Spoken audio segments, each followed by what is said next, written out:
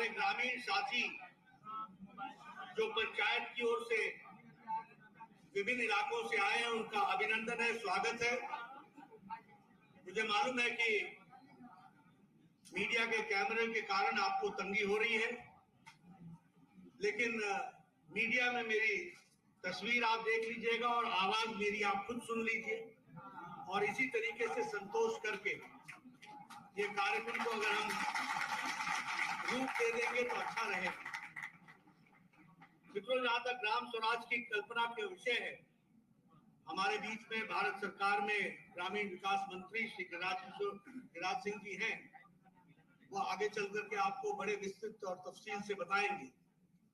लेकिन ग्राम स्वराज कल्पना जो महात्मा गांधी जी ने रखी थी, उसको वैचारिक पृष्ठभूमि पर उसको अमली जामा पहनाते हुए एक रूप देने का काम किया है, तो वो भारतीय जनसंघ और भारतीय जनता पार्टी के नेताओं ने किया है। ये चर्चाएं बहुत हुई। कभी कांग्रेस पार्टी ने कोऑपरेटिव फार्मिंग की बात की, कभी कांग्रेस पार्टी ने कलेक्टिव फार्मिंग की बात की, लेकिन किसान, गांव, गरीब की अंतरात्मा को पहचानने का जो विषय आया, उसमें कहीं ना कहीं उनकी सोच सतही तौर पर रह गई, और गांधी की कल्पना ग्राम स्वराज की, उसको साकार करने में वो असमर्थ रहे। लेकिन मैं ये गौरव के साथ कह सकता हूं कि हमारी विचारधारा, जिसकी उत्पत्ति श्यामा प्रसाद मुखर्जी ने एक मजबूत देश, एक राष्ट्र, एक देश में एक निशान, एक विधान, एक प्रधान की कल्पना को लेकर के मजबूत किया, तो वैचारिक पृष्ठभूमि पर हमारे दीनदयाल उपाध्याय जी ने एकात्म मानववाद और एकात्म मानववाद को का सरलीकरण जब हमारी सरकारें प्रदेशों में आई, फिर चाहे वो भैरव सिंह शेखावत की सरकार थी जो राजस्थान में आई, फिर चाहे वो वीरेंद्र कुमार सकलेचा की सरकार थी जो मध्य प्रदेश में आई, फिर चाहे वो हिमाचल प्रदेश में शांता कुमार जी के नाम से जानी गई सरकार आई, अंत्योदय की कल्पना पहली बार धरती पर उतारने का काम किया था तो भारतीय जनता पार्टी और जनता पार्टी, और उसी को आगे बढ़ाते हुए हमारे नानाजी देशमुख ने ग्रामोदय का विषय उठाया, और ग्रामोदय के विषय को उठाते हुए उन्होंने चित्रकूट में लगभग 500 गांवों को ढूंढा, और उसमें उनकी जीविका में वो संपूर्ण ग्राम कैसे स्वावलंबी हो सकता है, इस पर काम शुरू किया। और आज मैं जितने भी यहाँ ग्रामीण परिवेश से आए हुए लोग हैं, मैं उनसे जरूर निवेदन करूंगा कि वो चित्रकूट जाएं और देखें कि गांव का नानाजी देशमुख ने कैसे कायाकल्प किया, कैसे संपूर्णता में उनको खड़ा किया, कैसे स्वावलंबी बनाया। यह कल्पना हमको उन्होंने दी, और उसी को आगे बढ़ाते हुए हमारे भारत के यशस्वी प्रधानमंत्री श्री नरेंद्र मोदी जी ने इसको और सरलीकरण करते हुए समाज के वंचित, पीड़ित, शोषित, दलित, किसान, युवा, महिलाएं जो छूट गई थी, उनको मुख्य धारा में लाने का काम किया। उन्होंने उस अंत्योदय को सबका साथ, सबका विकास, सबका विश्वास और सबके प्रयास में उसको रास्ता दिखाने का काम किया। यह हमको ध्यान रखना चाहिए। इसलिए जब हम इन सारी बातों की चर्चा करते हैं तो गांव के दृष्टि से इन सारे मुद्दों को हम लोग और गहराई से रखने का भी प्रयास करते हैं, और कैसे गांव की तस्वीर बदले, कैसे हम स्वयं संपूर्ण गांव बन सके, जिसमें ट्रांसपेरेंसी आए, जिसमें एम्पावरमेंट आए, जिसमें ई ग्राम स्वराज बने। और आपको जान करके खुशी होगी कि हमारे पंचायत को रिवैम्प करने के लिए मोदी सरकार ने जो स्वयंपूर्ण ग्रामीण विषयों को लेकर के काम शुरू किया, उसका एक सिंगल इंटरफेस बनाया, और पंचायत वाइज उसमें कोशिश ये की गई कि हम किस किस पंचायत में क्या क्या डेवलपमेंट की एजेंडा है, उसको एक पोर्टल पर लाए, एक इंटरफेस पर लाए।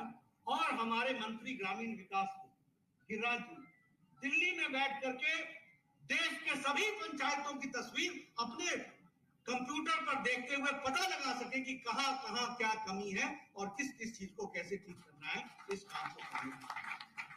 और इसीलिए इस बात को, जिसको हम कहते हैं कि पूरा करने के लिए आज मुझे खुशी है कि 2.63 लाख पंचायत के प्रोफाइल्स पोर्टल पर चढ़ चुके हैं। और आपको जानकर के खुशी होगी कि राष्ट्रीय ग्राम स्वराज अभियान इसके लिए 5.9 थाउजेंड करोड़ रुपीस एलोकेट किया गया है। 5.9 करोड़ थाउजेंड करोड़ रुपीस इसके लिए रखा गया है। और इसमें जो हमारे इलेक्टेड रिप्रेजेंटेटिव्स हैं, जो 60 लाख हैं, और जो फंक्शनरीज हैं, जो स्टेक होल्डर्स हैं, उनको इस काम के साथ जोड़ा गया है। ये हमको ध्यान रखना चाहिए। मैं जब ग्राम विकास की बात करता हूं तो दो बातें हैं। एक, जमीन से कैसे गांव की तस्वीर बदले, उसका प्रयास गांव के लोग करते हैं। दूसरा, उस विकास के क्रम में सरकार का आर्थिक पक्ष क्या रहता है। मुझे आज ये आपके साथ शेयर करने में खुशी होती है कि आज पंचायतों को सीधा पैसा जाने की व्यवस्था तो की ही गई है, लेकिन पंचायतों को जाने वाला पैसा 5 गुना बढ़ा दिया है मोदी सरकार ने। ये भी हमको ध्यान रखना है। एक समय में पर पर्सन पर ईयर 52 रुपीस खर्च होते थे, आज 674 रुपीस पर पर्सन पर ईयर खर्च होता है। ये भी हमको ध्यान रखना है। हम लोगों ने कभी नहीं सोचा था कि स्वामित्व योजना लागू होगी और गांव की प्रॉपर्टी भी हमारे को उसका कोई कार्ड मिलेगा और उसमें हमको प्रॉपर्टी कार्ड मिलेगा।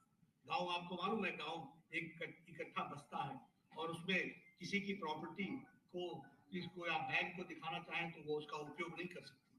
लेकिन आज मुझे खुशी है कि लगभग 1.5 लाख विलेजेस इसमें कवर हो चुके हैं। 85 लाख लोगों को प्रॉपर्टी कार्ड मिल चुका है और 41,236 गांव में जाकर के ये ड्रोन से स्वामित्व योजना के माध्यम से उनकी प्रॉपर्टीज को डिजिटली ले आकर के खड़ा किया है, जो एक बहुत बड़ा इंस्ट्रूमेंट, अस्त्र आपके सामने उसमें से निकला है। इस बात को भी हमको ध्यान रखना चाहिए। 2.2 करोड़ प्लॉट्स जो हैं वो इसमें डिजिटल हो गए हैं। ये भी हमको ध्यान रखना चाहिए। जहां तक ग्राम स्वराज अभियान स्कीम का सवाल है, मैं यहां पर यह भी आपसे कहना चाहूंगा कि 2022 से लेकर 2026 तक 5,911 करोड़ इसमें इंक्रीज किया गया है ताकि हम ग्राम स्वराज के विषय को अच्छे से आगे बढ़ा सकें। एक बहुत अच्छी बात हुई है, वो है ग्राम पंचायत डेवलपमेंट प्लान। अभी तक क्या होता था? अभी तक ये होता था कि आपके पंचायत के डेवलपमेंट का प्लान होता था बीडीओ के पास, ब्लॉक डेवलपमेंट ऑफिसर के पास। वो आपके लिए प्लान करता था और फिर बाद में जाकर के एसडीएम, डिस्ट्रिक्ट मजिस्ट्रेट उसमें पैसा एलोकेट करते थे। आज ये व्यवस्था की गई है कि ग्राम पंचायत डेवलपमेंट प्लान और कोई नहीं बनाएगा। गांव के लोग अपना जनरल हाउस बुला करके वो तय करेंगे कि डेवलपमेंट कैसे होगा और उसको पूरा करने का काम भारत सरकार करेगी। और जो हमारे 17 एसडीजी गोल्स हैं, जिसको हम लोगों ने 9 थीमों में डिवाइड किया है, उसको भी करने का काम हमारी सरकार ने अपने हाथ में लिया है, जिसको हम पूरा करने का प्रयास कर रहे हैं। इसके साथ साथ जो पैसे का डिस्ट्रीब्यूशन, अब डिस्ट्रीब्यूशन कोई डिप्टी कमिश्नर नहीं करेगा, अब कोई बीडीओ नहीं करेगा। और कई बार प्रधानमंत्री जी पूछते हैं ना, ये कौन सा वो खुर्चन थी जो 1 रुपए चलता था तो 85 पैसा बीच में खर्च हो जाता था। अब ये नहीं होगा। अब public finance management system develop किया गया है और 1,77,000 ग्राम पंचायत फाइबर इंटरनेट से जुड़ गए हैं और अब डिजिटल पेमेंट शुरू हो गई है और डायरेक्ट पेमेंट शुरू हो गई है। इस बात को बिल्कुल यह बनीता है। और मैं इसके साथ साथ बहुत सी बातें आपके साथ शेयर भी करना चाहता हूं। मैं बिहार की तस्वीर मैंने अपने शैशव अवस्था में भी देखी है, युवावस्था में भी देखी है और आज भी मैं बिहार देख रहा हूं। मैं गांव की तस्वीर भी देख रहा हूं। मैं कई बार लोगों से कहता हूं कि अगर हमें दक्षिण बिहार से उत्तर बिहार जाना पड़ता था तो समझिए कि आपका दिन गया, सप्ताह गया, पहुंचे नहीं पहुंचे, बच्चा बाबू का जहाज पकड़ोगे, महेंद्रू घाट जाओगे कि पहलेजा घाट जाओगे, कौन सा स्टीमर पकड़ोगे और कौन से हल्के में जाकर के स्टीमर फिर लौट करके चला आएगा, और वो एनसीटी घाट पर न लग करके वापस कौन से घाट पर लगेगा भगवान भागवत। कभी बरौनी का रास्ता पकड़ो, कभी कहीं का रास्ता पकड़ो। ये गांधी सेतु भी मैंने अपनी नजरों से बनते हुए देखा, इसके पौवे एक एक पौवे मेरे आंखों के सामने खड़े हुए, ये भी मैंने देखा। लेकिन आज अगर मुझे रक्सौल जाना हो, अगर मुझे मोतिहारी जाना हो, अगर मुझे चंपारण जाना हो, अगर मुझे कहीं और जाना हो, 4 घंटा 5 घंटा 3 घंटा ऐसे भूल जाते हैं। ये कैसे अंतर है? ये अंतर है डेवलपमेंट, ये है कनेक्टिविटी। और एक नहीं, मैं तो कई बार कहता हूँ, ये जो गंगा किनारे ब्रिज था, सवेरे में आ रहा था तो मैं एयरक्राफ्ट से देख रहा था, मेरी बचपन की यादें ताजा हो गई। छोटा सा होता था तब मेरी बहन मुझे बताया करती थी कि यहाँ ब्रिज बनेगा, ब्रिज बनेगा। आज मैं 60 पार कर गया, आज मैं अपने आंखों से देखता हुआ। ये है बदलता बिहार, ये है बदलती तस्वीर जिसको हमको समझना चाहिए। और गांव की अगर हम बात करें, लोग बहुत आसानी से ले लेते हैं, ग्राम स्वराज की बात करते हैं। मुझे याद है आज भी, जब मैं गाड़ी लेकर के शाम को चला करता था, गया से आया करता था, तो रास्ते में महिलाएं झुंड की झुंड शाम को और सुबेरे अपने दैनिक नित्य क्रम के लिए वो सड़कों पर आया करती, और जब लाइट गाड़ी की जला करती थी तो बेचारी रोड से किनारे हट जाती। ये भी हमने तस्वीर देखी। आप सोचिए ना कि कैसा भारत था, कैसा बिहार था, जहां महिलाओं की को आजादी नाम की चीज कहां थी। आज 11 करोड़ इज्जत घर बना करके मोदी जी ने 11 करोड़ परिवारों को और महिलाओं को आजादी दिलाई है। इस बात को हमको समझना, 11 करोड़ जहां टॉयलेट बनते हैं तो 11 करोड़ घरों में बच्चे भी हैं। ये सब लौटा लेकर के राम मनोहर लोहिया ने पार्लियामेंट में कहा था, मुझे शर्म आती है कि कैसा भारत है, लेकिन उसको 11 करोड़ शौचालय इज्जत घर बनाने का काम प्रधानमंत्री मोदी। हम पहाड़ से आते हैं, हमारे यहाँ गांव में कोई न कोई महिला किसी न किसी पेड़ से गिर करके अपना कोई टांग तोड़वा के बैठी होती थी, या कोई अपना रीढ़ की हड्डी तोड़वा करके बैठी होती थी। आपको पुराने गांव में पहाड़ों में मिल जाएगी। लेकिन आज गैस का चूल्हा, उज्ज्वला, अब पत्नियां भी बोलती हैं, टक से जलाती हैं गैस और चाय पिलाती है, और पतिदेव को बोलती है जाओ जाओ काम पर लगो लगो लगो लगो काम। ये है एम्पावरमेंट, जिसको हमको समझना चाहिए। प्रधानमंत्री ग्राम, मुझे यहाँ बताया गया 10,000 किलोमीटर की सड़कें प्रधानमंत्री ग्रामीण सड़क योजना में बनी है। 10,000 किलोमीटर। मैं गया हूँ लखीसराय में, गया हूँ समस्तीपुर में, गया हूँ सारे इलाके। ट्रेन कहाँ छोड़नी पड़ेगी, कहाँ से झोला लेके चलना पड़ेगा, कहाँ जाना पड़ेगा, कहाँ टांगा मिलेगा, कहाँ रिक्शा मिलेगा, कहाँ फलाना मिलेगा। ये समस्तीपुर का सारा इलाका, कितना कटा हुआ इलाका था, दरभंगा का इलाका, ऐसे आगे तक आप चले जाओ तो समझो आप दूसरी दुनिया में पहुंच जाओ। 3 दिन बाद लौट करके पटना हो तो लगता था कि आ गए पहुंच गए। आज सड़कों का जाल बिछा हुआ है। किसने कल्पना की थी? 75 साल देश को हो रहे हैं, क्यों अटल जी का इंतजार करना पड़ा प्रधानमंत्री ग्रामीण सड़क योजना? और अटल जी के आने के बाद 10 साल यूपीए की सरकार ने प्रधानमंत्री ग्राम सड़क योजना को रोकने का काम किया, उसको फिर से तेजी दी तो नरेंद्र मोदी जी ने दिया। ये भी इसलिए we are the champions of development. हमको और हम किसी से सर्टिफिकेट नहीं मांगते, आंकड़ों पे आ जाओ, हम आपको चर्चा करने के लिए हम तैयार हैं, आ जाओ जब भी, जहां भी, जिस प्लेटफॉर्म पर। ये भारत की तस्वीर जो बदली है, इसको हमको समझना होगा। आज हम सब लोग यहाँ बैठे हैं, आज भी जो बाइडेन साहब मास्क लगा करके घूमते हैं। अमेरिका में, यूरोप में, किसी देश के नेता को देख लीजिए आप, यहाँ सब लोग बड़े आराम से एक दूसरे से बड़े नजदीक बैठे हैं। अब किसी के चेहरे पर मास्क नहीं देख रहा हूं।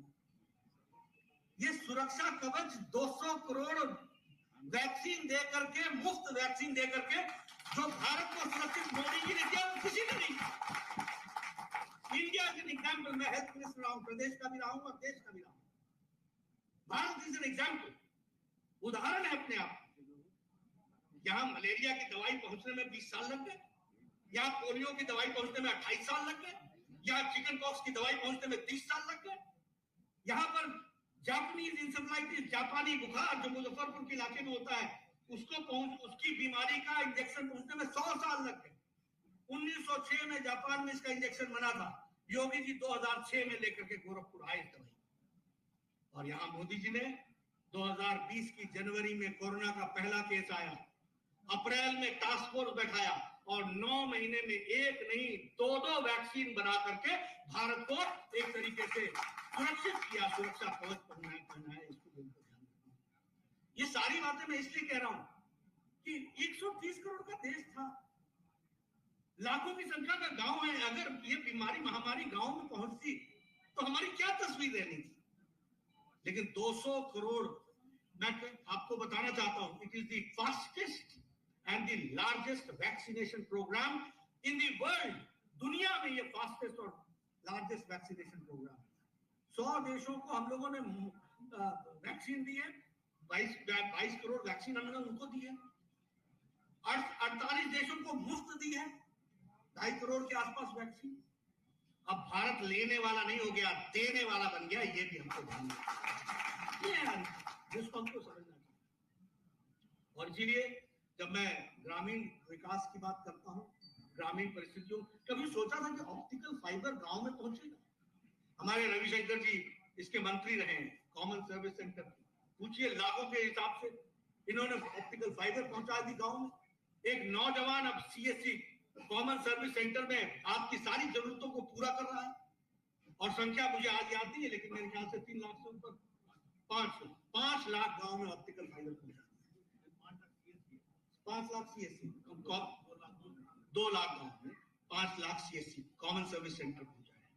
तो ये है बदलता भारत, जिसको हमको समझना चाहिए, युवाओं की आकांक्षाओं को पकड़ने वाला। मुझे पूरा विश्वास है कि आप सब लोग इस ग्राम संसद में इन सारी चीजों की आप विश्लेषण भी करेंगे, चर्चा भी करेंगे, यथार्थ को अपने सामने रखने का प्रयास भी करेंगे और बदलते भारत में, बदलते हुए गांव की तस्वीर में हम अपने आप को उसमें समावेश करेंगे, उसको साथ लेकर के चलेंगे।